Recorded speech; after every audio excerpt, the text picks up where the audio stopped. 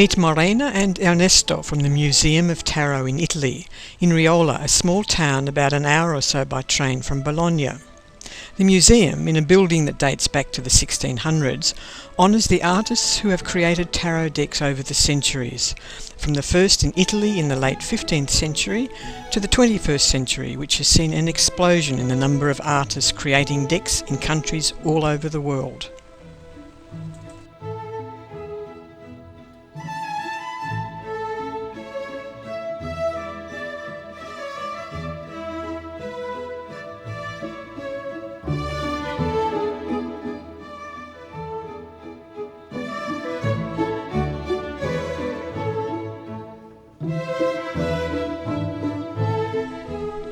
Morena and Ernesto both speak English, but preferred the fluency of their own language, Italian, to talk about tarot.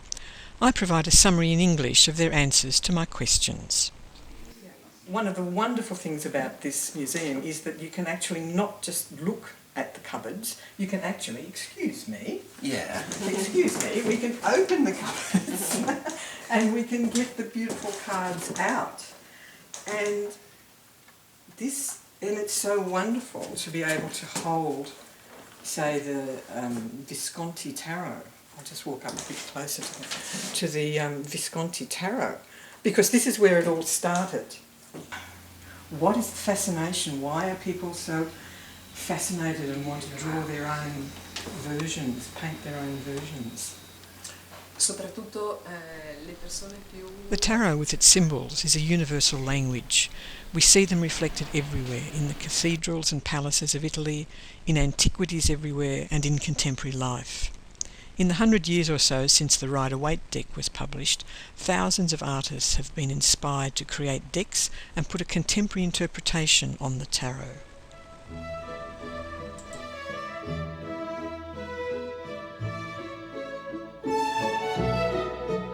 So here we have the centennial edition of the Rider-Waite Tarot, and Ernesto's just going to flick through the cards. So what do you think is so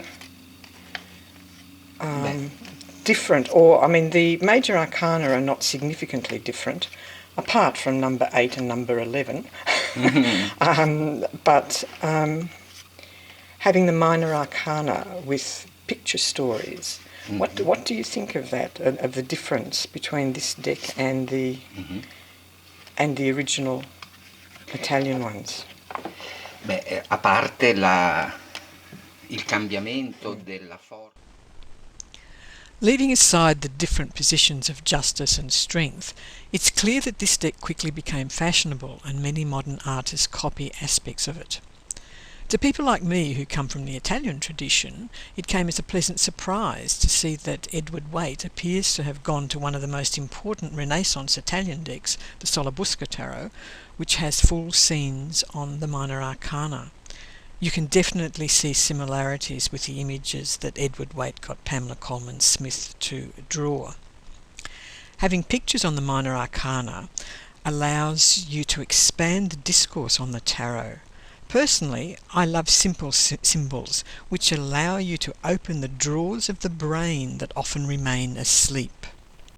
Morena, we've got justice and strength in the original numbering of 8 and 11, and then we've got the Rider-Waite.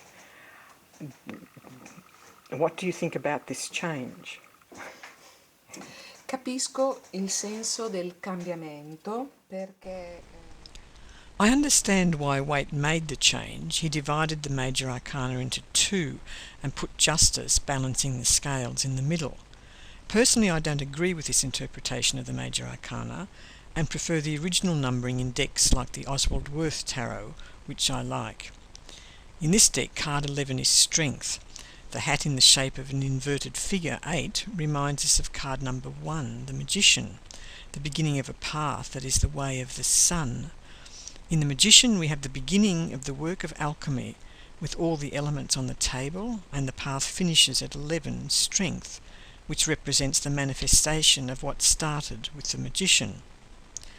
The next card is the Hanged Man, which indicates another kind of energy, an energy which is upside down, which starts a path which is the way of the moon, the lunar way.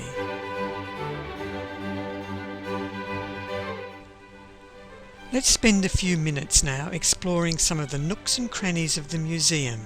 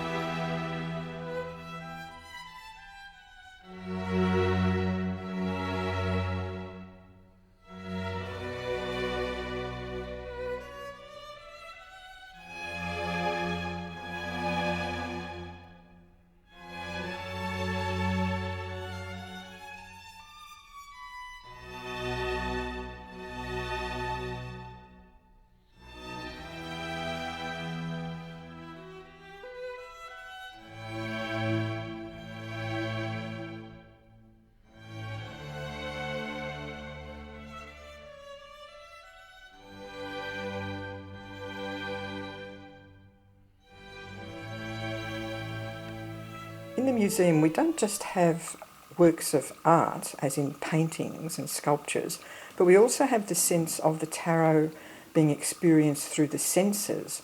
And here, Morena, we have tea. What tea do we have to offer today? What's this tea here? Yes. Il tè del mago, dell'imperatrice. Quale carta hai scelto oggi? What is the hangman tea? What's the hangman tea like? Oh, ci guardiamo. Cerchiamo. Cloves. Cloves? Cinnamomo, hawthorn, ginger, black pepper, cardamomo. Ah, è buono con il latte questo. Ah, questo è il chai allora. Are you offering me a chai latte? Yeah, I do like chai. Yes. Chai latte Chai. is hangman, yes. Indian. Now, Ernesto is going to show me something very, very secret. Very, very secret. So what is in this cupboard? Tantra tarot. Tantra tarot. Oh. This is, è proibito. Eh? È vietato ai minori. This deck was created by the well-known Italian designer Manara. Anyone can look in this secret cupboard, anyone except children, that is.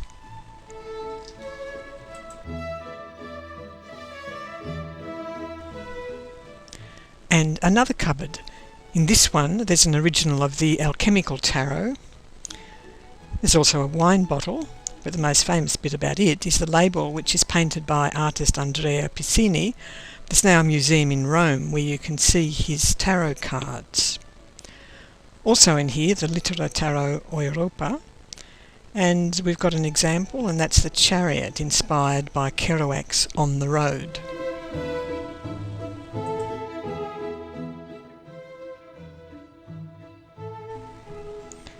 And yet another delight, this is an original bit of the 19th century experiment into magnetism, which was linked to magic.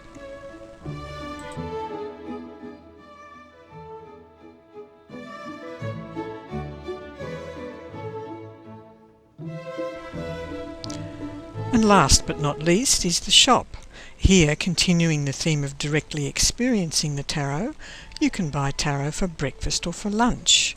Your choice includes biscuits, chocolate or bread.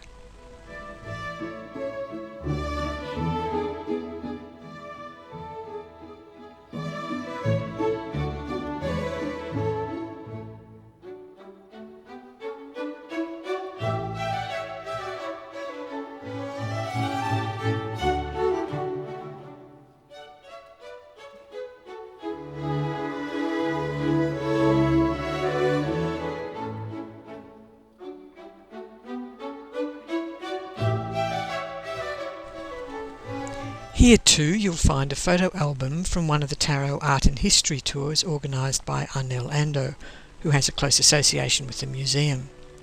Morena is the Italian guide on the tours. Information on the 2015 tour can be found on Arnel's website.